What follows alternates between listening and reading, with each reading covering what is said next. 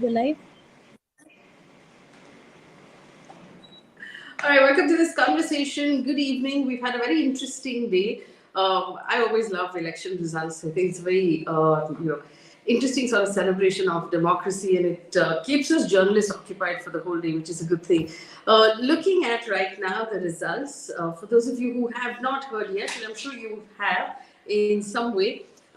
Let's take a look at Gujarat. BJP breaking its own record to cross 150 seats. Remember, the last record by the BJP was 127 seats, of the most seats ever won by any party. So BJP crossing its own record for a thumping victory. The Congress doing its worst show ever in the state of Gujarat with less than 2016 seats. The Congress last time had 77, and this is out of a total of 182. Just 16 seats for the Congress. The Aam Aadmi Party opening its account with 6 seats. The interesting part about this is the Aam Aadmi Party is celebrating a lot, saying that it finally becomes a national party because it is now also has a foothold in Gujarat. So that's really interesting. Different result from Himachal Pradesh. Now, Himachal Pradesh since 1985 has never really elected the same party twice. So it's always gone between Congress, BJP, and it's done that again. So it was a BJP government that has now switched to a Congress government in Himachal Pradesh. It was looking really close during the day. But it's now fairly clear that the Congress will form that government at about it has 39 seats out of that total. So we also understand the Congress is wary of poaching. According to say the Times of India, it's 40 seats against the BJP's 25. Um, and 40 seats against the BJP's 25, as you can see. And that's my dog barking, and I apologize for that, but I still work from home.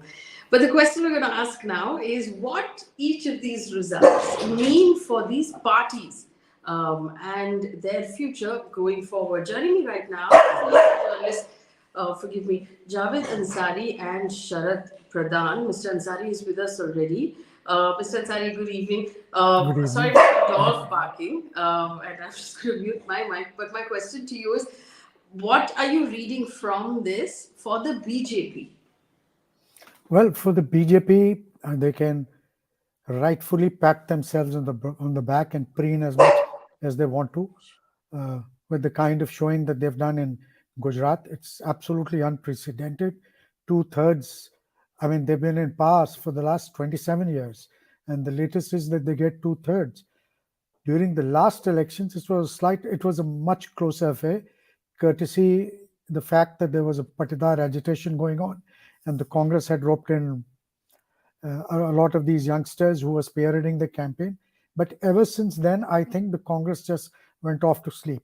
They forgot about Gujarat, while the BJP worked on their weakness, won over the Patidars, and as a result of which, you have the kind of result that we have.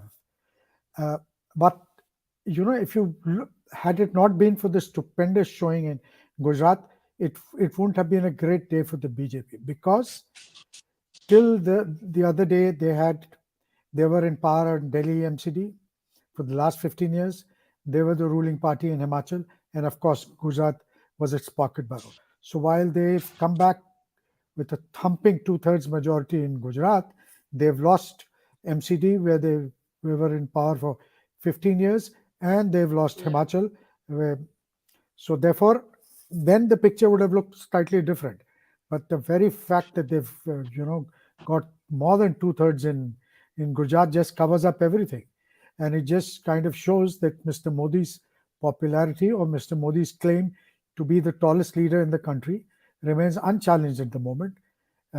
They see in Mr. Modi the leader that a majority of Indians want. They also buy into his message. As far as the opposition is concerned, they have neither at the moment. There is no single party in the country which can on its own hope to take on the BJP. If all these major political opposition parties combine, perhaps, and I'm underlining, perhaps, then they might make a fight out of it in 2024. But the chances of that happening as we speak are rather remote. Mr. Ansari, let me ask you about the Congress Party now. So there was a lot of confusion about the Congress Party. I think within its ranks as well. Um, there were some voices that said that the local Congress leaders in Gujarat insisted that Rahul and Priyanka not come to Gujarat to campaign, which is why they didn't go. There were some other voices that said that Rahul Gandhi is busy with the Bharat Jodo Yatra. He's handed over running of the party to Mr. Karge, who won that election. And the Yatra was the most important thing. There were other voices who said the Yatra is not about winning elections. Now, whichever of these is true, the truth is the Congress has made a terrible showing in Gujarat. And they were, Look, its campaign itself was almost non-existent. yes. So looking at it from outside, it would appear just that Congress had given up on Gujarat. And let us assume that Mr. Rahul Gandhi and Mr. Kharge and everybody else who matters in the Congress had campaigned in Gujarat, campaigned vigorously. I I cannot bring myself to believe that the result would have been any different. Last year it was a close affair. Last time it was a close affair for reasons that I said earlier, because of the Patidar agitation, because a lot of these youngsters had joined, and ever since then, elections are not won and lost in the last month of campaigning. The momentum is built. You build a kind of a tailwind behind you. If you have to campaign 365 days a year for 5 years, the Congress just doesn't do that. In Gujarat, at least, they may hate to admit it, but in Gujarat, they've written off Gujarat. Okay, it's been left to the state leaders. They can go and try, do the best, and come up with whatever they can. But they seem to have given it up. They've tried everything. They tried. The Gandhis went and spent a lot of time. You remember that remark that Mrs. Gandhi made inadvertently. Then they tied up with some of the Gujarat rebels in the next elections. Then they roped in Harshat Patel and a lot of these youngsters. But nothing seems to have worked, and therefore they just appear to have decided that, look, there's no point in expending energy and resources in a lost cause. Let's invest this somewhere else. Let's invest the same energy and the resources. By all accounts, the Bharat Jodo Yatra is drawing huge crowds and has generated a huge amount of traction. Now, will that translate into votes? We don't know right now, because this will we will know at best at the earliest next year when Rajasthan goes to polls, and when your home state Karnataka goes to polls. By all accounts, in Karnataka, he drew huge crowds, and Shiv Kumar and Mr. Siddaramaiah appeared to have buried the hatchet. I don't know how long that truce will last. A similar problem seems to inflict them in Rajasthan, where Mr. Gehlot is more intent on fighting Sachin Pilot than keeping out the BJP. So we don't really know. Yeah. So we So don't actually, really know. having trouble keeping its ranks together. When you're talking about the fact that the Congress was being careful about the resources it's allocating to Gujarat. Look at the Aam Aadmi Party on the other hand. It considers 6 seats as a win. Went all out. Nobody thought the Aam Aadmi Party was going to win a government in Gujarat, but they really went all out in that campaign. So it was not a question of, oh, we're not going to win anyway, why waste that energy? Look at the BJP. It was very clear from day one that the Prime Minister was most likely to retain Gujarat, but that didn't slow the campaign down at all. He still showed up for every single campaign, for every single rally, every single road show. The whole 9 yards. He did everything. So, does the Congress Party at this point simply lack purpose? Does it lack resources? What does it lack? Look, most of all, it lacks fire in its belly, And the Congress is a house divided. There's no unanimity, or forget unanimity in a large party like this. You can't. Unanimity will be a pipe dream, but at least a consensus on the way forward. So everybody, and right then they had internal organization elections till a month ago. They just elected Mr. Kharge a month ago. So he doesn't know whether he's fully in charge. Nobody knew who was fully in charge, what was happening. So at least now, what's been done cannot be undone, but they need to look to the future. There's Gujarat and Rajasthan happening. You can't wish away problems. Sort the Rajasthan leadership issue out and look, and then build from there. Take, if they do well in the states that are going to polls, Chhattisgarh, Rajasthan, Madhya Pradesh, and then Gujarat, and then it will give them some momentum going into 2024. However, if they come a cropper in these elections, then you might as well, it's game, set, and match even before the match starts. And Mr. Pradhan is here. Sharat Pradhan, good evening. Thank you for joining us. It's a pleasure to have this conversation. I'm sorry for getting late. Yes, no problem. Lucknow ka Nawab is always late,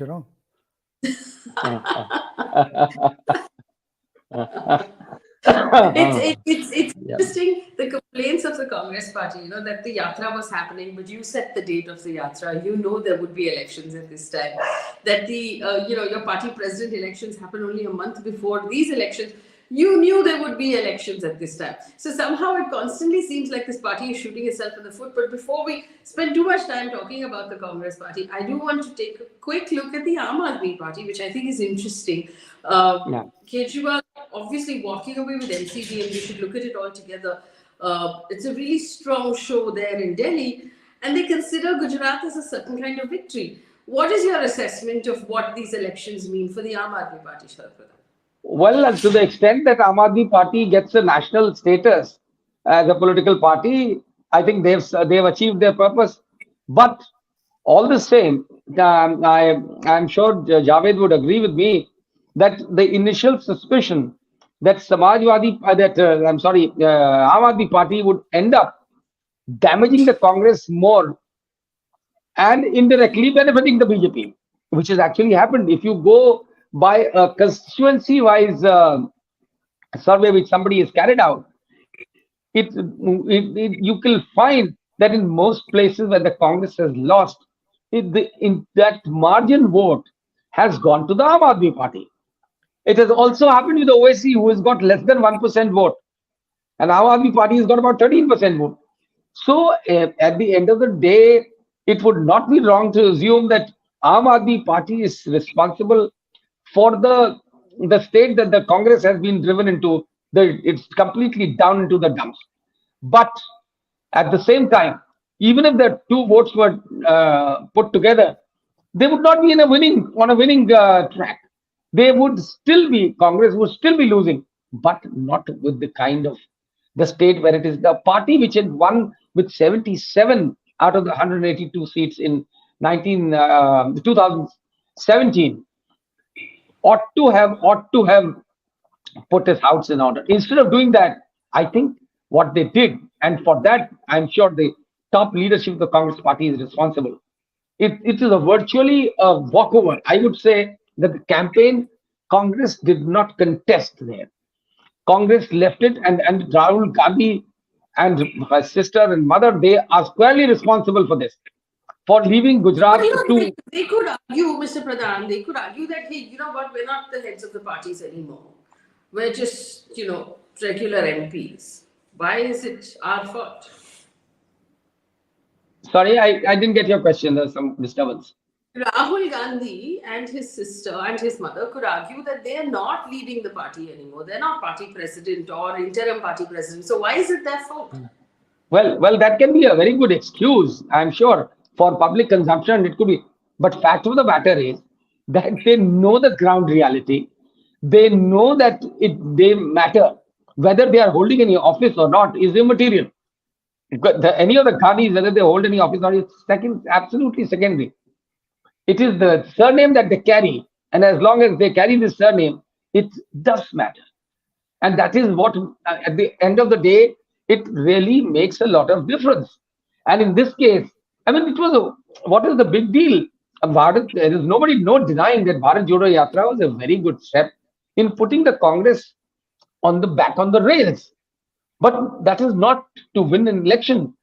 To remain a political entity, you have to ultimately win elections. And you can't just ignore the elections. No, I am concentrating on it. I would call it naive. I would call it. Yeah, please go ahead. forgive me, they have senior party leaders who have come out and said that the yatra is not about winning elections. And these elections have actually brought up the question. Mr. Ansari wants to come in, and I'll take this to him. Mr. Ansari, Bharat Jodo Yatra might be about ideology for the political party, making it more visible on the ground.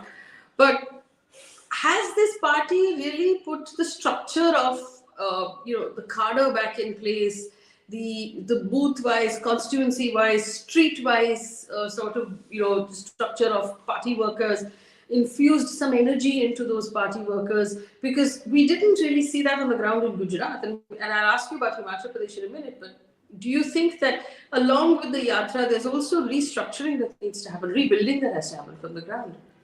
That has certainly not happened. And that's a problem which is not current. It's not something which has cropped up in the last couple of years. It's been there for donkeys of years. Congressmen and women are creatures of power. They're so used to power. So when they were in power, they would dole out favors. They would dole out contracts. They would dole out win over people, and that doubled up. That made up for lack of an organization. Now they are out of power. It's like fish out of water. And any politician or political party that says that we are not doing a particular thing for politics or for electoral gains is just fooling you. Politics is also to a very large extent about power, and only way you can win power is by winning elections. So this is all bunkum. They don't want to say this in as many words, but the fact is that the Bharat Jodo Yatra is as much about trying to win back people's confidence and thereby winning elections as anything else. And they have absolutely, you can't take away from the fact it's been every time the Congress party loses. Tomorrow, I can guess what they're going to say. We have a certain organizational shortcomings. We will set up a committee which will look into introspection committee, which will go into the reasons for the failure, and then we will set it right. I've covered the Congress for over more than 3 decades, and I've been hearing the same thing. Nothing is ever set right. What that committee said, you should take a drink every time somebody from the Congress uses the word introspect. Absolutely. What that introspection committee finds out, what is the report, who does it go to, nobody knows a thing. And the best part is that the introspection committee, I have experience of 2. They talk to the same people, the people who were in charge. I mean, you lost the elections under their leaders, at a time when they were the general secretaries in charge and PCC and CLP leaders in charge. Obviously, they are not going to tell you the truth, indict the MOs themselves. No? So, I mean, I really don't know. The Congress party, apart Bharat Jodo and Party Banao must go hand in hand. Somebody must take on this task of building up the organization, putting it up in place. One of the reasons why they went the extra distance to try and woo Prashant Kishore into the party was that in the hope that he would help them set up a structure, at least put an election machinery in place. But they weren't willing. They were not willing to make the kind of radical changes that he wanted, and it fell flat. Apart from all several other reasons, this was also one of the reasons. I want to ask you both, and I want to point out the day that Mr. Modi was in Gujarat in the morning, he met his mum. He then went and voted in the election. He was back in Delhi by the end of the day. He had a meeting that same day, when the campaign ended, with the office bearers of the party, planning elections of Rajasthan and Karnataka for next year. So it was almost like, we won't even take a couple of hours off. Forget taking a day's break or 2 days break. So there's clear messaging in that party. And I know that there were many people on social media who said that, these guys are only focused on winning elections. But, politics is about winning elections. Politics is about winning elections. Well, how can you blame a person for that? You ought to learn these things from them. Instead of that, as Javed rightly pointed out, the problem with the Congress is that they are have been so used to power that they don't want to make any effort. And even after this, now look at the Himachal example. Himachal, if Priyanka Gandhi, the kind of time she spent there, it did make a difference. It is not as if just because every 5 years Himachal changes its the party in power, they got it. No, at the moment that it's a good lead they have taken. But mind you, The margins are the margins are not great. Her Winning margins are margins. very small. Sometimes Very small. several of them in And 100. BJP is, if the number of seats, the margin was not so much of a gap, then you could all that could happen, which is what happened in Goa and Madhya Pradesh and other places. They could have done it. They're still tight for that. So that kind of that the horse trading or whatever. But fact of the matter, the issue that we are discussing is that Congress making an effort. Congress did make an effort in, and that was demonstrated by Priyanka Gandhi. Now, what was that? There was almost a month gap between Himachal elections and the Gujarat ones. What stopped Priyanka Gandhi? Whether it was it her mother or her brother who felt that, well, Himachal there was still chance of winning, and Gujarat they probably they gave up Gujarat right from Absolutely. day one. Spot on. They did not 100% realize spot. that they had 177 seats. They thought, why take the blame? My reading is they simply because they don't want to take any blame for losses. If there was hope of winning, they would jump in there, take a plunge. Definitely. So in Gujarat, they kept away simply because they probably knew that, of course, the defeat would not have been I want as bad as it is today. It's a humiliating defeat today, and it is bad for our democracy. And Congress has to realize that it has a role to play in upholding the ideals of democracy in this country, and Congress is not doing that. And mind you, this Mallikarjun Kharge went only towards. I don't blame him. He only went towards the end. Ashok Gehlot was made in charge of Gujarat. What was his role? I am told from the people on ground. Every area he appointed observers, and there was another observer appointed from Delhi. So the local workers were busy serving these levels of observers, and what the Congress top leadership was saying, oh, we are running a quiet campaign, we are going door to door. Even somebody like Narendra Modi had to say, keep watch out, Congress is doing a silent campaign. Can any campaign be silent? In an election, you have to make noise. You have to be heard. Noise means you have to be heard. And if you run a campaign, silent campaign, this is what happens. I also want to point out, Mallikarjun Kharge has made a statement to the press. He said, and I quote, "We have won the Himachal Pradesh elections.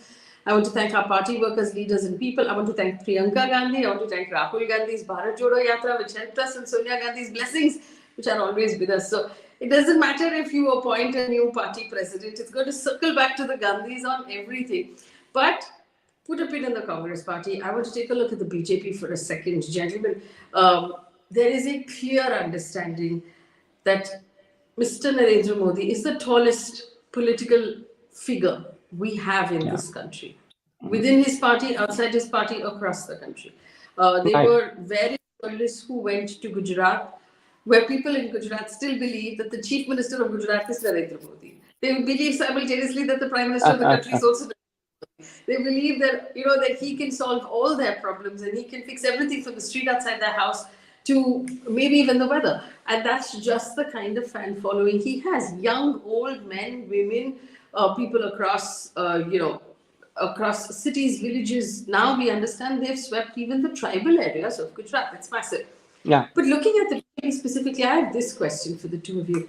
Is Narendra Modi the only leader of the BJP itself? Remember, they have also worked a structure right now where the local faces don't really matter that much, to a point where people don't even bother remembering those names.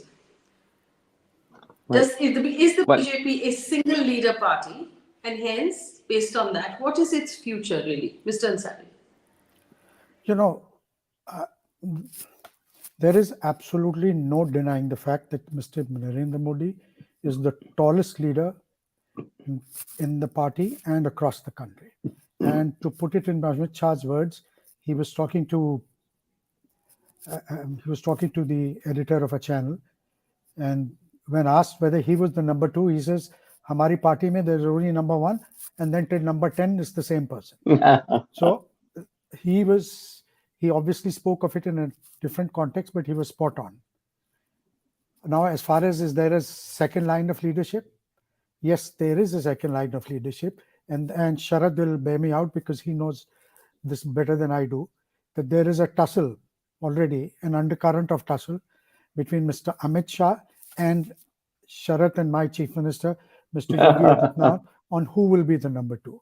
Mr. Amit Shah is a nuts and bolts man. He's got a stranglehold over the organization. But as far as the hardcore BJP Hindutva voter is concerned, it's Adityanath.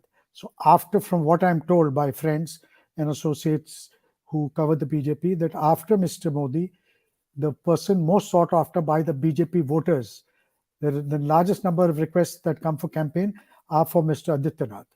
So that's, they are also building for the future, a distant future. It's not going to happen tomorrow, but whenever it happens, they are building up for it. Whether the electorate at large will buy into this, that's another question. But the fact is that they are thinking ahead.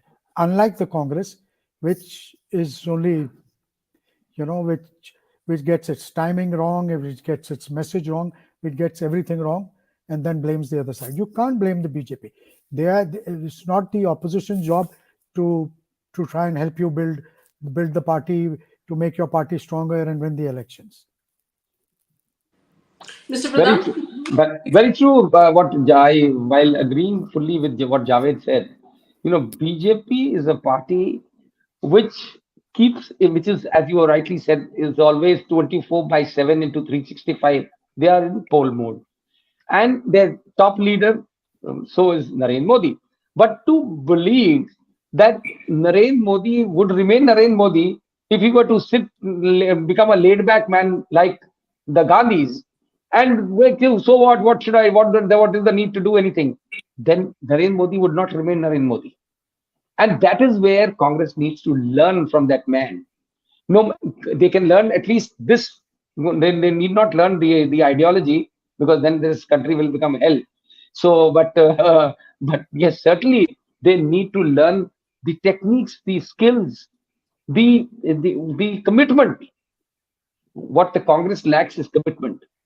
Congress, I would say, in Gujarat, they virtually gave a walkover to the BJP would have won anyway, but would not have suffered this kind of humiliating defeat, which is not in the larger interest of democracy in this country. And what I feel that Congress, to say that they need to pull up their socks is an understatement. They need to awaken from their slumber. They need to really, and they have to, if they are ready to lose, even if they know that they are going to lose, they should fight. They need a killer instinct. They need to learn the killer instinct from Narendra Modi and the party. Well, to say that, having said that, let us also not assume that Narendra Modi is fine. He may be the tallest leader, but it is not all pervading. You have seen his magic not working in Himachal. You have seen his magic not working in the capital, Delhi, in the municipal elections. And mind you, Modi's presence is everywhere. He may not have addressed rallies in the Delhi municipal elections, but his presence is always there. And all the other top leaders, including Amit Shah, were there going with gully they were supposed to be going. JP Nadda's home state, Himachal, and Modi addressed several rallies there. They lost the election. So it doesn't mean that the party is invincible. It doesn't mean that Modi is invincible. The only problem is you need to get your task, set up your task. You need to have a missionary zeal to fight back, which is terribly lacking, not only in the Congress, even in other political parties. And there has to be, in any such situation, unless you want the country to go into a kind of despotic regime, then the opposition need not do anything. But Mr. Pradhan, one can argue also that yes, the Congress party did make a poor show out of Gujarat, but they won Himachal. The Aam Aadmi party won the MCD poll. So are we only now at this point blinding ourselves with the BJP Gujarat win? BJP lost Delhi, it lost Himachal. So shouldn't there be some sort of credit given to the Congress party for getting something right with their hyper-local, hyper-silent campaign in Himachal also? The point is, they need to, why would they have reached this state in Gujarat? It is their own doing. It is a suicidal approach. You know that they did not work. You know that the Rajasthan Chief Minister Gehlot, who had been made in charge of the Gujarat elections, he was busy handling the trouble in his home state with Sachin Yeah. Pilot. Every now and then something was happening, and the Congress leadership was unable to control either of them. So, what message does it send? At a time when another state is going to poll, and the chief minister of that state, which is where you are fighting amongst yourself, you are leading the campaign there. How would it impact the people?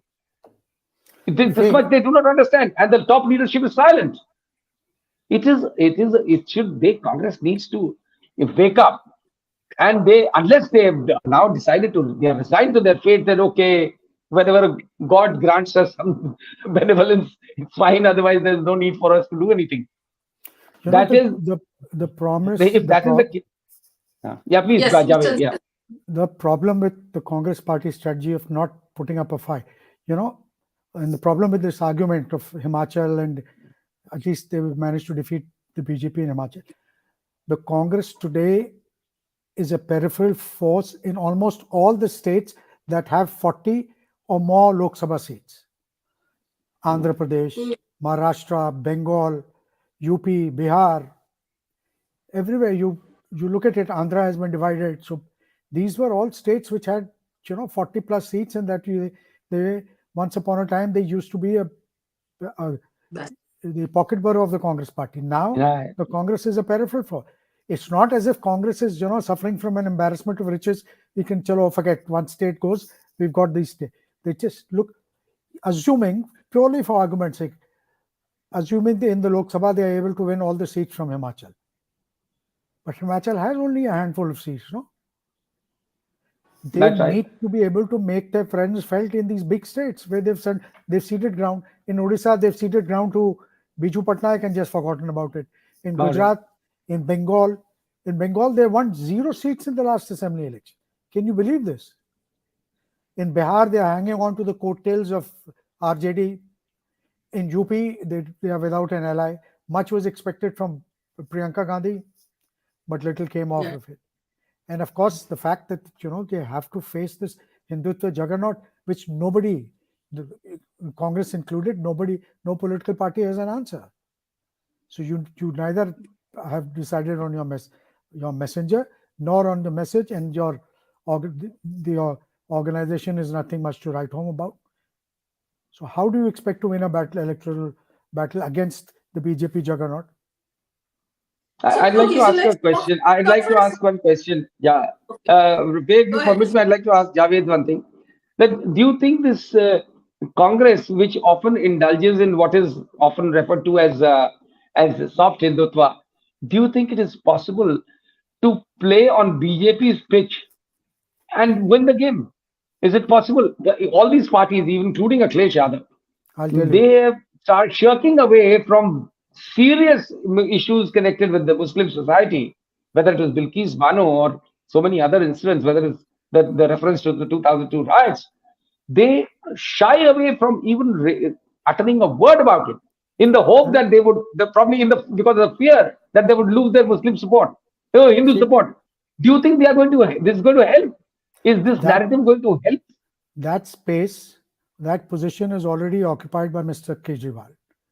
He's very clear. He doesn't take any stand. He Yeah. has clearly positioned himself as the right-wing alternative to the BJP and Mr. Modi.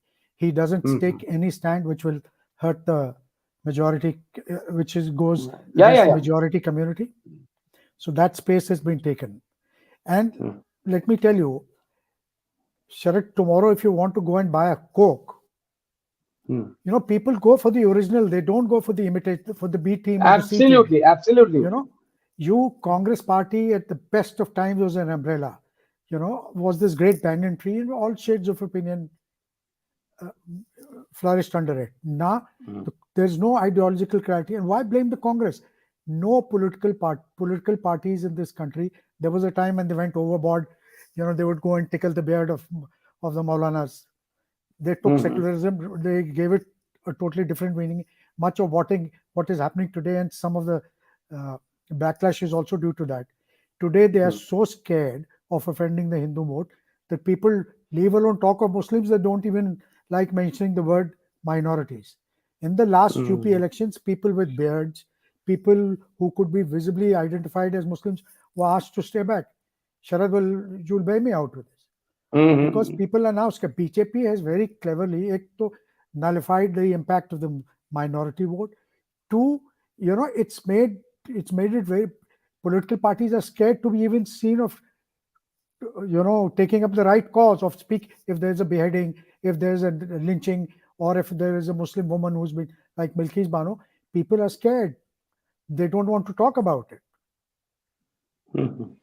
No, and they in Uttar Pradesh, the BJP has gone to the extent of wooing Muslims. Not that there is some change of heart. It is obviously to forge a divide even amongst Muslims. And they talked of Pasmanda. Pasmanda is the backward, downtrodden Muslims, and they've set up a huge organization, a huge cell, and they tried to make it work in Khatoli, this assembly seat which went to poll. And today the results have come out and BJP has lost there. It didn't work, but it's not as if it's the end of their game. They will continue to tap the Muslims only with a view to weakening them so that they do not remain united. Well, they realize. I do want to ask you both about the Aam Aadmi Party because you both brought it up when you were talking. Now, you did say that the Congress lacks a fire in its belly. It lacks the need to just fight for an inch, even fight, constantly fight. Is that the kind of fight that the Aam Aadmi Party is displaying right now? Remember, they won Delhi MCD with a thumping win, and we must acknowledge that they've done such a fantastic job. They've got Punjab, they've got Delhi at this point, and they've got a toehold in Gujarat with 6 seats. Or is the Aam Aadmi Party just the B team of the BJP, breaking up the votes of the opposition in order to make the BJP more stronger, which is the argument that the Congress Party has? Mr. Ansari, I saw your hand go up. Ironically, while Mr. Kejriwal is positioning his party as the right-wing alternative to the BJP, it is the Congress Party opposition's votes which it is cutting into. The Aam Aadmi Party, there's a lot of similarities between Mr. Kejriwal and Mr. Modi. Mr. Kejriwal enjoys a clean image, so does Mr. Modi. Kejriwal's model of governance is welfare schemes. Mr. Modi's is also largely his. Kejriwal doesn't have any corruption charges against him, so does Mr. Modi. Kejriwal has to prove, he has to establish himself, therefore he has to walk that extra hard. He is and his party are willing to fight for every blade of grass on the pitch. The Congress Party is not. The Congress Party, I don't know whether it's a part of its DNA or God knows what it is, but the Congress is just not willing to do that. The Aam Aadmi Party believes and sees a vacuum being created with the Congress ceding space, and the Aam Aadmi Party is vigorously campaign, fighting tooth and nail to capture that space which the Congress Party is vacating. The other opposition parties are not doing that. Well, can you hear me? Yes, we can. Go ahead. Yeah. Well.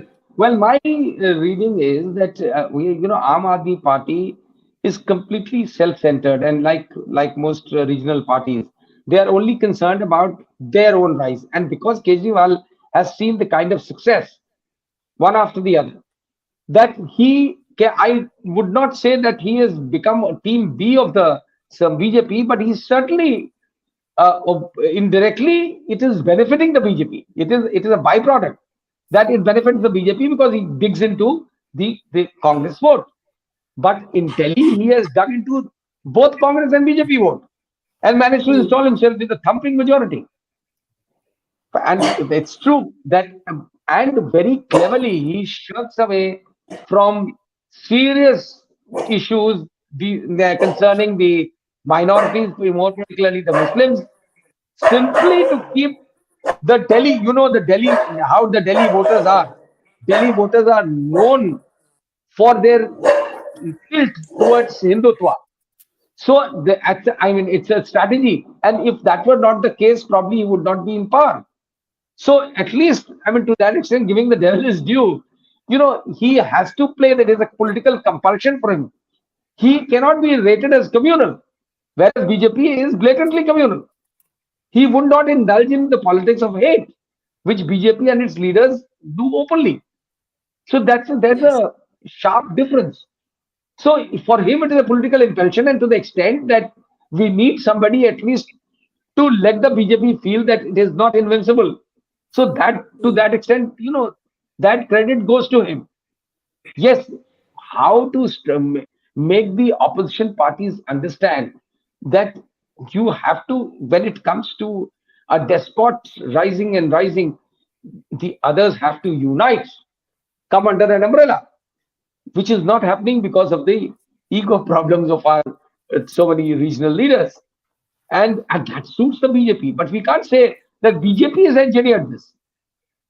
But at the same time, it is extremely important. And before 2024, I think somebody will have to take the initiative, and people have to, the opposition parties have to become more reasonable in accepting. Because today the problem is that when you talk of, when you oppose Modi, they think who's the alternative? Even that class, which is kind of getting disillusioned with the Modi magic, with there is a class. Yeah. But at the end of the day, when it comes to voting, they say, oh, but who's the alternative? They don't realize that it is the people who will have come out with an alternative. That is where the opposition has to come to terms and sink their differences and unite. Otherwise, there is Mr. nothing to stop the juggernaut, and which is not good for the. I'm saying this. I have no personal grudge against any political party, or I have no personal leanings on any political party. But in the larger interest of democracy of this country, it is important that opposition gets stronger. Opposition at Yeah. least doesn't get the state to which it is in, and does not remain divided. Even Indira Gandhi in 19 in the after emergency would not have been voted out if it were not for the opposition of completely diametrically opposite ideologies. BJP and the socialists sitting together. Something like that needs to be worked out. Of course, we don't have a Jayaprakash Narayan today, but let's see. I'm still very Yeah. optimistic. It's interesting because when we started off, we also had Mr. Ansari point out the Patidar agitation and the other agitations that came up in Gujarat during the last election that sort of made the ground a little shaky for the BJP. Look, let's be clear about the fact that Hardik Patel, who said all of those things about the Prime Minister, is now in the BJP and has won a seat for them. So the BJP has the ability to forget the past in the face of winnability and to sort of do what needs to be done in order to put together the strongest team of candidates, in any election. Maybe that's also a lesson that the opposition can take from them. Gentlemen, thank you so much for joining me today and having this May I just add conversation. one thing? May I just add one thing, Please Faye, if you permit? go ahead. Just one thing, one very significant point, which we seem to have overlooked, is the resources, the money that is at BJP's command. And the crony capitalism, I would not agree with Javed when he says that Narendra Modi doesn't have any charges of corruption. It is not highlighted. The media is completely under their control, the mainstream media, I mean. So you don't get to know. If Adani becomes the richest man in the getting to become the richest man in the world overnight, it is obviously there is something wrong somewhere. Mr. Ansari, do you want to add something before we wrap up? I've said what needs to be said. You really have. For our audience, thank you so much for joining us. This is the first among a regular Pleasure being here. show that we're going to do. For gentlemen, thank you so much for spending time with us today. Mr. Ansari and Mr. Pradhan, it is always my pleasure to have a conversation with you, and I hope we can get together more often in the days to come to break down what's going on politically and otherwise in our country. There's a breakdown that we uploaded. It's a 3-minute on YouTube. Take a look at it. Do remember to like, share, subscribe to our YouTube page. Tell your friends that we're back as well. We'll be here on a regular basis to give you the news. Thanks for watching. Very heartening to have you back on your show. Thank you, sir. Thank you.